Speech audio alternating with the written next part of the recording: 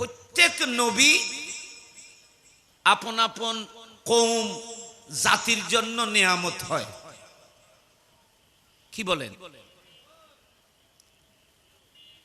রাসূল পাক ছাড়া কায়নাত বিশ্বের মধ্যে আল্লাহ সমস্ত সৃষ্টির জন্য রহমত, আমাদের নবী ছাড়া আর দ্বিতীয় কেউ হতে পারে না। একটু মনোযোগী আপনারা।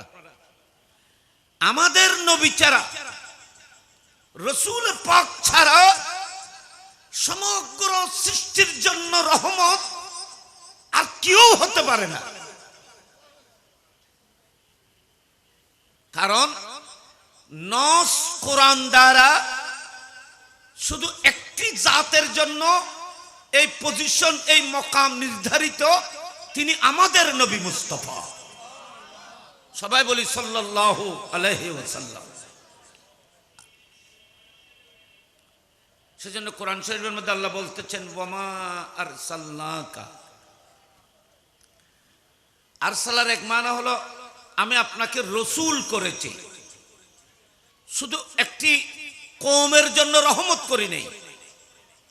আমি আপনাকে এমন রিসালাত দান করেছি, আমি আপনাকে এমন নবুয়ত দিয়েছি, আমি আপনার জাতকে মাহবুব সৃষ্টি করেছি। এটা শুধু মক্কার জন্য রহমত না, আপনি মদিনায়ে পাকের জন্য রহমত নয়, আপনি শুধু মানব জাতির জন্য রহমত, আপনি শুধু স্থলের জন্য রহমত নয় মাহবুব, আপনি কোন স্থলের জন্য রহমত, সাগরের জন্য রহমত, আসমানের জন্য রহমত, জমিনের জন্য রহমত, ফেরেশতাদের জন্য রহমত, জিন্নাতের জন্য রহমত, মানব জাতির জন্য রহমত, পিঁপড়াদের জন্য রহমত, ছোটখাটো মাকড়সা ইনসেক্ট, জমিনের ছোট্ট ছোট্ট জীব জন্তু, গাছপালা, তরুলতা, জমিন, সমস্ত খুদায়ের সৃষ্টির সবকিছুর জন্য আমি আপনাকে রহমত করেছি। একটু বড় করে বলুন না সুবহানাল্লাহ। আপনাকে রহমত করেছি। মূসা আলাইহিস সালাম নবী, রাসূল, মুরসাল, কিন্তু উনি একটি কওমের জন্য রহমত। বাবা, উনি একটি কওম, এলাকার জন্য রহমত, একটি গোত্রের জন্য রহমত, একটি নির্ধারিত সময়ের জন্য রহমত।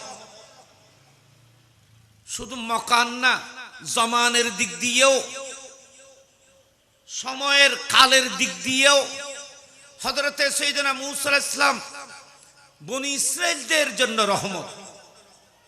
যাদের জন্য প্রেরিত হয়েছেন ওনাদের জন্য রহমত। এবং ওনার নবুয়ত যেহেতু সীমিত সময়ের জন্য, তাহলে ওনার রহমত সীমিত সময়ের জন্য। ইব্রাহিম আলাইহিস সালাম আল্লাহর নবী, পয়গম্বর, মুরসাল নবী, উনিও ওনার কওমের জন্য রহমত, জাতির জন্য উনি, ওনার এলাকার জন্য, কওমের জন্য রহমত, ঠিক না? কিন্তু হযরত ইব্রাহিম আলাইহিস সালাম একটি সময়ের জন্য, নির্ধারিত সময়ের জন্য রহমত।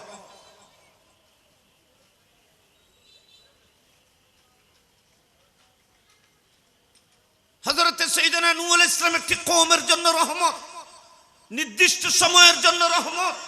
আহা, সাইয়েদনা ঈসা রূহুল্লাহ ওনার কওম বনি ইসরাইলের জন্য রহমত, যাদের কাছে প্রেরিত হয়েছে ওনাদের জন্য রহমত, সীমিত সময়ের জন্য রহমত।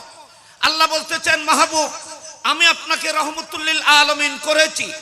আমি স্থানও ঠিক করি নাই, অক্তও ঠিক করি নাই। আপনার রহমতের অক্তও নির্ধারিত নয়, আপনার রহমতের পরিধিও স্থানও নির্ধারিত নয়। আমি যদ্দূরের জন্য রব, আপনি তদ্দূরের জন্য রহমত। একটু বড় করে বলুন না সুবহানাল্লাহ। আমি আল্লাহ যত মখলুকাতের জন্য রব, তদ্দূরের জন্য আমি আপনাকে রহমত হিসেবে সৃষ্টি করেছি। আমি যতদিন রব, রবুবিয়তের সেই দায়িত্বের উপরে আমি যতদিন আমি আল্লাহ আছি, আপনাকেও গোটা কায়নাতের জন্য ততদিনের জন্য রহমত করেছি। নবীর রহমতের জামানারও শেষ নাই। আমার নবীর দুনিয়ায়ও রহমত, কিয়ামতের ময়দানেও রহমত, জান্নাতে চলে যাওয়ার পরেও আপনারা আমরা উম্মতের জন্য নবীর রহমত। ঠিক কিনা বলেন? এটা জান্নাতে কিভাবে রহমত? আমি একটি হাদিস দিয়ে একটু ইশারা করি। জান্নাতীরা যখন জান্নাতে চলে যাবে, মনোযোগী, আপনারা একটু মনোযোগী, এটাও আমার নবীর খুসুসিয়ত, এটা আর কোন নবী পারবে না, আর কোন নবী দ্বারা এটা হবেও না। রাসূল পাক সাল্লাল্লাহু আলাইহি ওয়াসাল্লাম সবাই যখন জান্নাতে যাবে, আপনারা জান্নাতে যাবেন, হুজুররা জান্নাতে যাবে, সবাই জান্নাতে যখন যাবেন, তো আপনি তো আপনার একটি পজিশনের মধ্যে থাকবেন। আপনি আপনার আমলের কারণে আপনি একটি নির্ধারিত পজিশনে থাকবেন। হুজুর আপনাদের ইমাম, মুক্তদি যে মকামে থাকবে, ইমাম কি সেই মকামে না, ইমামের মকাম আরো একটু উঁচু থাকবে, ওনার পজিশন আরো হাই থাকবে।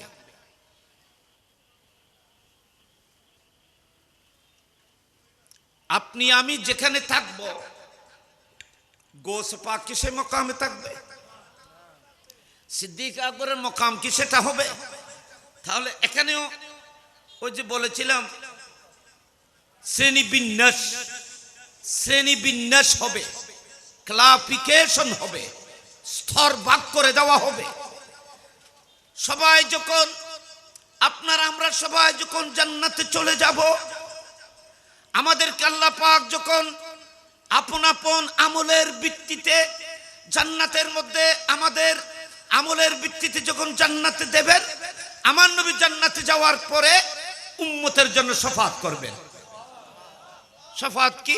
এ আল্লাহ, জান্নাতে আসার পরেও আমি জান্নাতীদের জন্য যেন রহমত স্বরূপ প্রমাণিত হই, দলিলের মাধ্যমে আমি যেন জান্নাতীদের জন্য রহমত হই।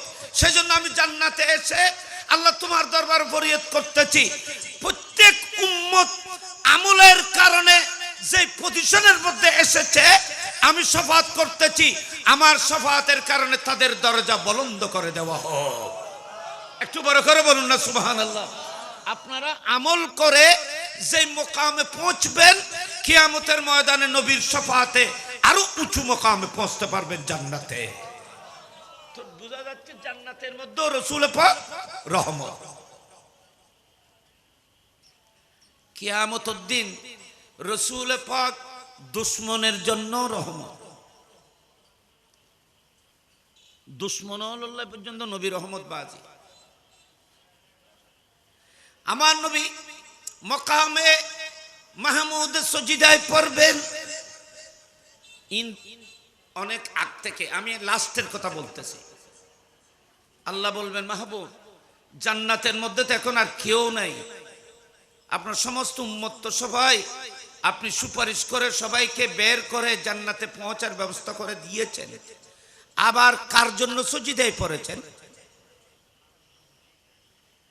এখন তো জাহান্নামের মধ্যে আপনার কোন উম্মত আর কেউ নাই, আপনি তো সবাইকে শাফাত করে সুপারিশ করে, যাদের সিনার মধ্যে জর্রা পরিমাণ ঈমান ছিল, জর্রা, তাদেরকে শাফাত করে জান্নাতে যাওয়ার ব্যবস্থা করেছেন। আবার সজিদায় পড়ে কেন কাঁদছেন? আপনারা কথা খেয়াল করতেছেন? রাসূল পাক লাস্টে 8 বার শাফাত করবে। রাসূল পাক 8 বার মকামে মাহমুদে সজিদায় পড়বে। সজিদায় পড়ে কাঁদতেছে, লাস্টে কেঁদে কেঁদে বলতেছে, এ আল্লাহ, আমি তো সমগ্র কায়নাতের জন্য রহমত। আল্লাহ তুমি আমাকে রহমতুল্লিল আলামিন করেছ। কি করেছ বলেন? রহমতুল্লিল আলামিন। তো আলামিনের মধ্যে এ আল্লাহ তুমি দুশমনকেও লালন পালন করেছ, দুস্থকেও লালন পালন করেছ, কারণ আলামিনের মধ্যে এরা সবাই অন্তর্ভুক্ত। আল্লাহর সৃষ্টির মাঝে দুশ্মনও অন্তর্ভুক্ত, দুস্থরাও অন্তর্ভুক্ত।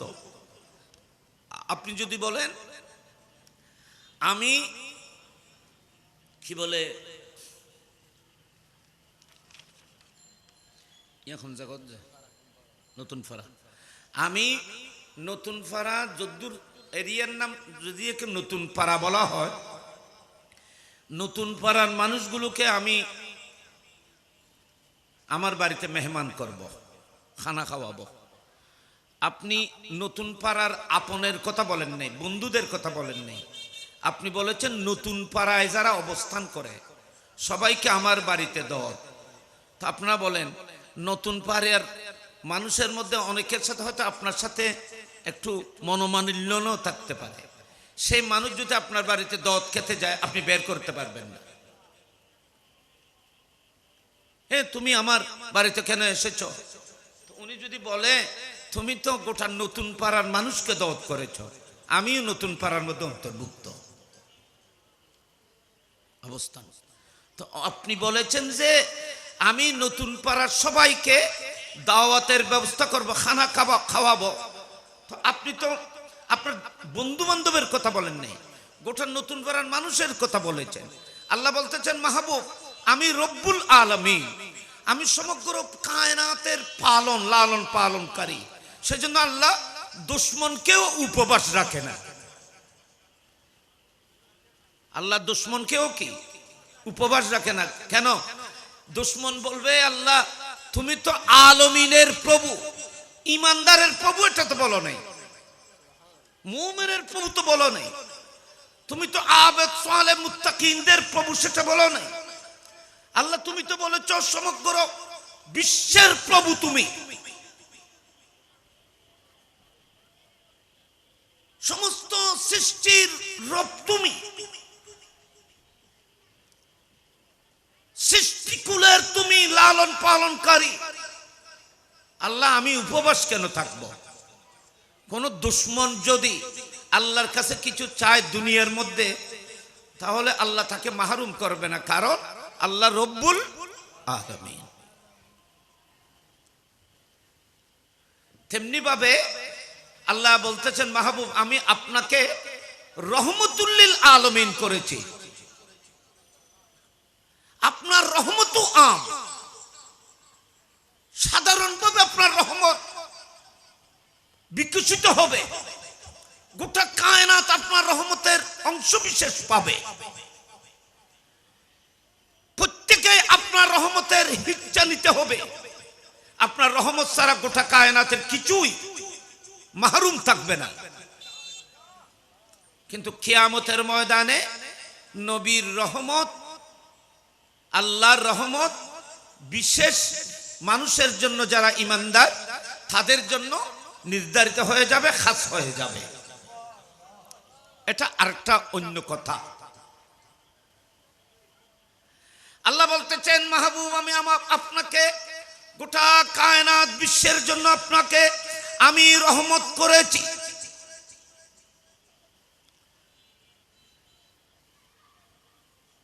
আমার নবী বলবেন আল্লাহ তুমি আমাকে দুশ্মনের জন্য রহমত করেছ। আল্লাহ আমি তোমার কাছে দোয়া করতেছি জাহান্নামে যারা চলে গেছে গুনার কারণে, অপরাধের কারণে, কুফরির কারণে, শিরিকের কারণে যারা জাহান্নামে হয়ে গেছে, এরা তো গুনার প্রত্যেকে আপন আপন গুনার অবস্থা খেলাস হিসেবে জাহান্নামের আযাবের মধ্যে আছে। এ আল্লাহ আমি তো জান্নাতে চলে যাব, জাহান্নামীরা তো জাহান্নামে চলে গেছে, জান্নাতীরাও জান্নাতে চলে গেছে। আল্লাহ তোমার দরবার দোয়া করতেছি আমি যে রহমতুল্লিল আলামিন, আপনি যে আমার জাতকে রহমত করেছেন, আমার অস্তিত্বকে আপনি রহমতের খজিনা করেছেন, আমার এই রহমত থেকে জাহান্নামের দুশ্মনরাও যেন মাহরুম না যায়। জাহান্নামের দুশ্মনরাও যেন মাহরুম না যায়। এ মাহবুব কি করব আপনি বলুন? এ আল্লাহ জাহান্নামীদেরকে যেই আযাব শাস্তি জাহান্নামের মধ্যে দেওয়া হচ্ছে, আমি রাসূল শাফাত করতেছি তাদের আযাবের মধ্যে হালকা করে দেওয়া হোক, জাহান্নাম থেকে তো বের হওয়ার কোনো সুযোগ নেই। এরা তো খালিদিন ফিন্নার, এরা তো চিরস্থায়ী জাহান্নামে থাকবে।